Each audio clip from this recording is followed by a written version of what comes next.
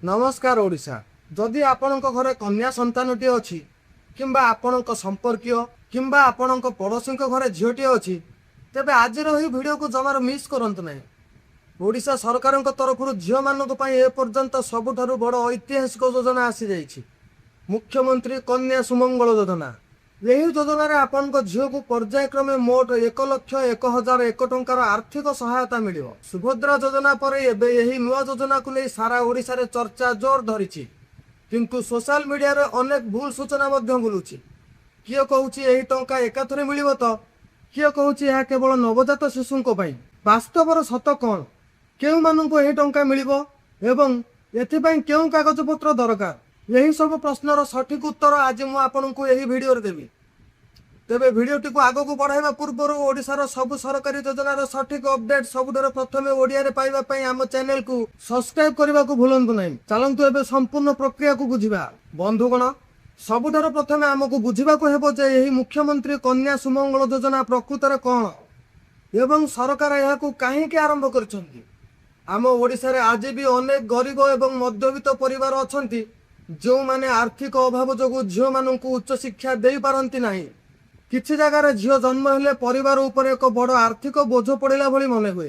यही भेदभाव एवं चिंताधारा को संपूर्ण बंद करिया पई यही योजना अणा जाइछि। यार मुख्य उद्देश्य होछि कन्या भ्रूण हत्या रोकिबा, झील मानकर स्वास्थ्य एवं शिक्षार स्तर सुधारिबा एवं ओडिशारू बाल्य विवाह को संपूर्ण रूपे दूर करिबा। सरकार यही योजना माध्यम रे यह स्पष्ट कर दैछन्ति जे झील माने कहा उपरे बोझ नुहंती बरं सेमाने हेउछन्ति आम ओडिशार गर्व और गौरव।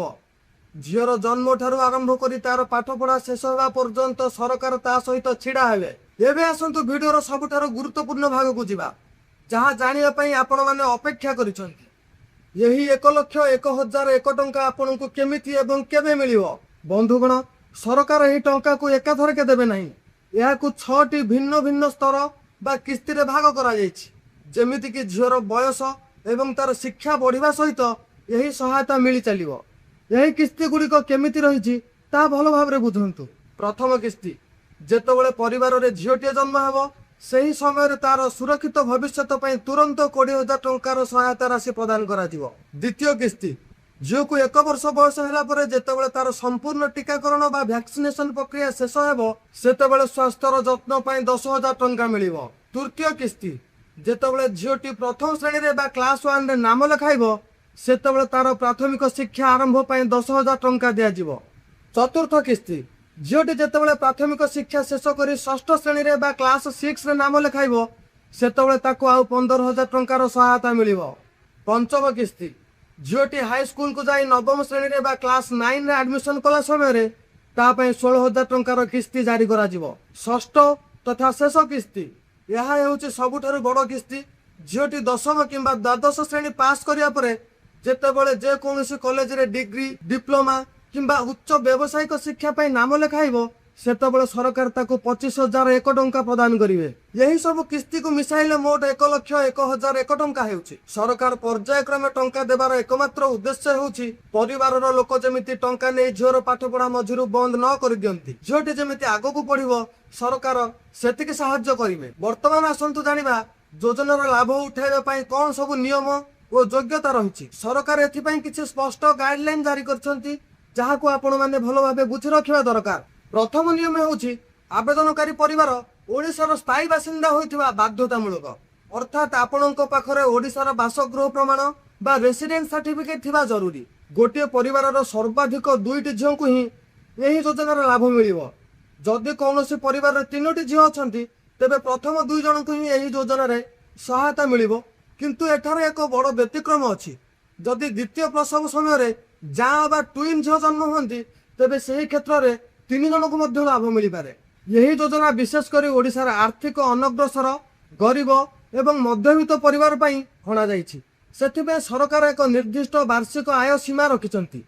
जेउ मानक पाखरे राशन कार्ड अछि सेमानकु एथिरे प्राथमिकता मिलिबो। जदि परिवारर कौनसी सदस्य सरकारी चाकरी करिछन्ति किंबा आयकर बा इनकम टैक्स देउछन्ति तेबे सही परिवार एही योजना पई योग्य विवेचित हेबे नाही। बंधुगण सुभद्रा योजना समय आपण माने देखिथिबे जे गोटे छोट भूल किंबा गोटे डॉक्यूमेंट अभाव हजार हजार महिला को फॉर्म रिजेक्ट हो जाइतिला। ଏହି ଯୋଜନାର ଯେମିତି ସେମିତି ଭୁଲ ନ ହୁଏ ସେଥିପାଇଁ ଆବେଦନ ପ୍ରକ୍ରିୟା ଆରମ୍ଭ ହେବା ପୂର୍ବରୁ ଆପଣ ଏହି ସବୁ କାଗଜପତ୍ର ଏବେଠାରୁ ରେଡି କରି ରଖନ୍ତୁ। ମୁଁ ଗୋଟିଏ ଗୋଟିଏ କରି କହୁଛି, ଆପଣ ନୋଟ୍ କରି ନିଅନ୍ତୁ। ପ୍ରଥମ ଡକୁମେଣ୍ଟ ଆଉ ସବୁଠାରୁ ମୁଖ୍ୟ ଡକୁମେଣ୍ଟ ହେଉଛି ଝିଅର ଜନ୍ମ ପ୍ରମାଣପତ୍ର ବା ବାର୍ଥ ସାର୍ଟିଫିକେଟ।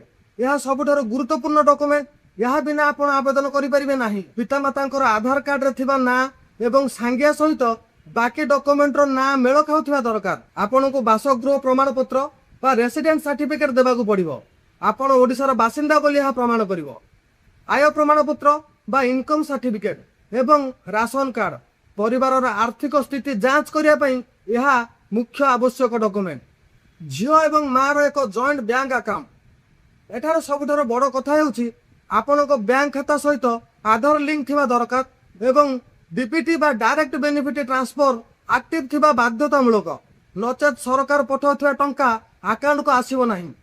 ପାସପୋର୍ଟ ସାଇଜର ଫଟୋ ଝିଅ ଏବଂ ବାପା ଓ ମାଆଙ୍କର।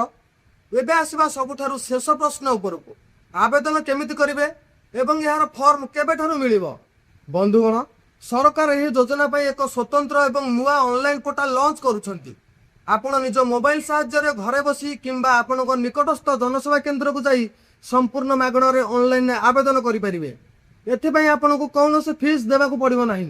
ଯେମିତି ହିଁ ସରକାରଙ୍କ ତରଫରୁ ଏହି ଯୋଜନାର ଅଫିସିଆଲ ଲିଙ୍କ ଆକ୍ଟିଭ ହେବ ଏବଂ ଅନଲାଇନ ଆପ୍ଲିକେସନ ଆରମ୍ଭ ହେବ, ମୁଁ ଆମର ଏହି ଚ୍ୟାନେଲ ସ୍କିମ୍ସ ଓଡ଼ିଶାରେ ଆପଣଙ୍କ ପାଇଁ ଏକ ଲାଇଭ ଫର୍ମ ଫିଲ୍ଅପ୍ ଭିଡ଼ିଓ ସବୁଠାରୁ ପ୍ରଥମେ ନେଇ ଆସିବି।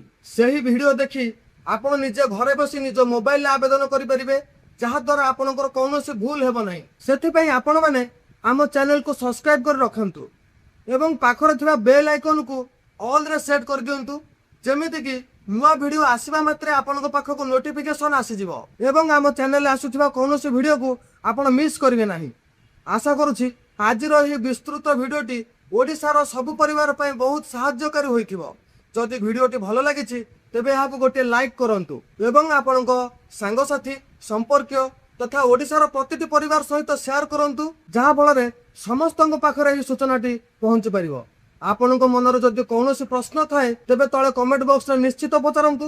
ମୁଁ ଆପଣଙ୍କୁ ରିପ୍ଲାଏ ଦେବାକୁ ଚେଷ୍ଟା କରିବି। ଦେଖା ହେବ ଆଗାମୀ ଏକ ନୂଆ ଭିଡ଼ିଓରେ। ସେ ପର୍ଯ୍ୟନ୍ତ ବିଦାୟ ଦିଅନ୍ତୁ। ଧନ୍ୟବାଦ। ଜୟ ଜଗନ୍ନାଥ।